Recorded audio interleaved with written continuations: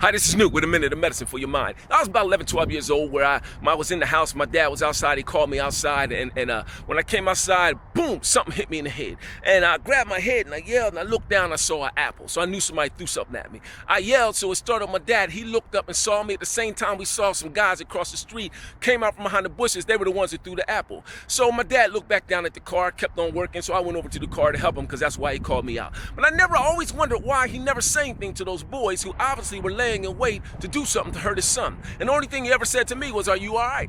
Until I lived a little and had some children of my own. And I realized that there's a time for a parent that you're gonna have to fight for your child. Then there's a time you fight with them to show them how. Then there's a time you send them back out to fight to teach them to defend themselves. Then there's a time that you're there watching them fight just to support them. And then there's that time that they're in a fight, they know that they're in a fight, but you don't do anything because you already know that they have the skills to win that fight. So what am I trying to say to you? It's real simple, see.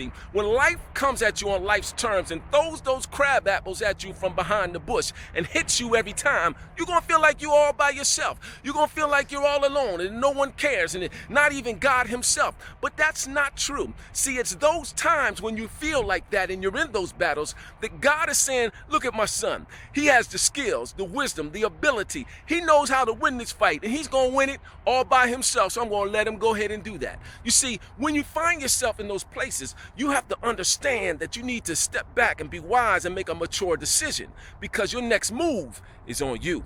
This is Newt with a minute of medicine for your mind.